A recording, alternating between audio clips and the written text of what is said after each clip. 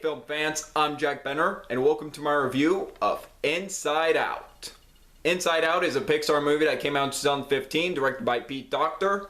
The story is about an 11-year-old girl named Riley who has 5 emotions in her head: joy, sadness, fear, anger, and disgust. And her family moved from Minnesota to San Francisco. She is very worried about moving into a new place, but excited to hopefully make things work. But when an accident happens in headquarters with the core memories, both joy and sadness get ejected from headquarters, and they have to find a way back before things get worse. Now, back in 2015, I remember being excited for Inside Out, but worried at the same time. Worried because after Toy Story 3, Pixar has made films that weren't at the same level of greatness as Ratatouille, WALL-E, Up, and Toy Story 3. Cars 2 I thought was meh. I don't hate it, but I do think it is Pixar's weakest film to date. Brave was decent, mildly enjoyable, but one of Pixar's forgettable films to me. Monsters University was an enjoyable prequel, but not at the same level of greatness as Monsters Inc. or top 10 Pixar films to me. So after a gap year in 2014, Pixar comes back with an original film from Pete Docter, my favorite Pixar director who directed Monsters Inc. and Up, which is my favorite Pixar movie of all time. So I was hoping this would be a step up and a return to greatness from Pixar, and it succeeded with flying colors. Inside Out is wonderful. First of what is always absolutely praiseworthy about Pixar, the phenomenal animation. It's very colorful, vibrant, along with the great attention to detail like the hairs, the backgrounds, and even the look of the memory balls and the different colors. Just how gorgeous it looks in every scene.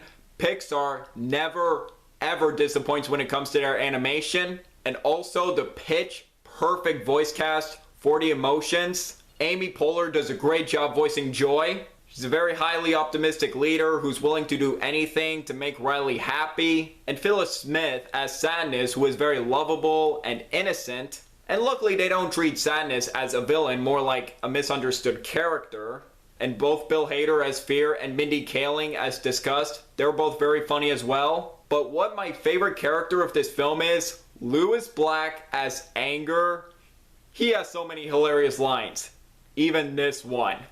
Congratulations, San Francisco. You've ruined pizza. First the Hawaiians, and now you. I love these 5 characters so much. I love their personalities and designs. What I particularly love about Inside Out is the excellent world building. This is definitely one of Pixar's most creative films to date, if not their most creative. The headquarter controls, the point of view, and the controls of like what you say or do. The core memories that are these special memories and they connect to a personality island. And when joy and sadness get ejected from headquarters, they come across these places such as these dream movie studios and Imagination Land. And there is a surprise character that I want to talk about, Bong, who is Riley's imaginary friend. Now when I first saw this movie in theaters in 2015, I thought he was going to be the villain.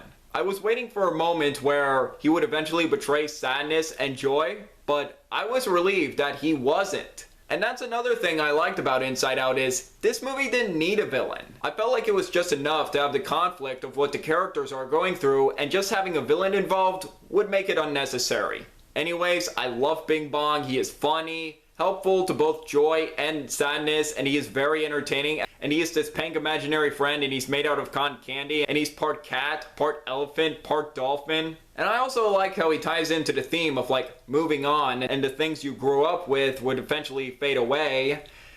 And that leads into one thing. His final line in the film.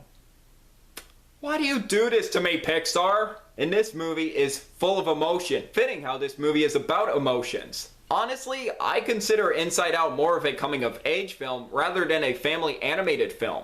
Riley being the new kid that just moved into San Francisco, and at first she does seem excited about moving into a new place, but when things go wrong in the headquarters, that leads to Riley being more sad. And I feel like any kid that has been through this situation, that has been a new kid in a new town, I feel like they could relate to this movie. And this film gets more heartbreaking as it goes on. And like I said before when talking about Pixar movies, and I'll say it again and I will continue, Pixar will find a way to make you cry, no matter the beginning like Up or the end like Toy Story 3. And the two particular tearjerker scenes in this film is, the first tearjerker scene is where Joy cries, finding this particular memory in this abyss of forgotten memories. And also at the end when Riley tells her parents how much she misses Minnesota and she wants to go home. And that also ties into a very important lesson in this film, and that is how important sadness is, and it's okay to be sad. And that you can be happy and sad at the same time. As for issues, nope, I don't have one issue with Inside Out. There was nothing I didn't like about it. Overall, Inside Out is a fantastic Pixar film and definitely one of their top 10 best. It's very funny, super creative and original, and heartwarming. This was my second favorite film of 2015 behind Mad Max Fury Road. This definitely deserves its Oscar win for Best Animated Film. However, I felt like there were other animated films after Toy Story 3 that were not only deserving of winning Best Animated Film, but deserved the Best Picture nomination as well, like this, Coco, and Spider-Man Into the Spider-Verse. This should have easily been nominated for Best Picture at the 2016 Oscars with 8 nominees for Best Picture. Hate when they do that, but if I would have nominated one more, it would have easily been Inside Out. And I can't wait for Pete Docter's next film coming out this year, Soul. Really wish it was coming out next week like it was supposed to, but the pandemic moved it to mid-November. I'll still be excited about it and be patient, so I'm hoping Pete Docter delivers with another Pixar film. Hopefully it's as good as this. And overall, I'm going to give Inside Out, but bam!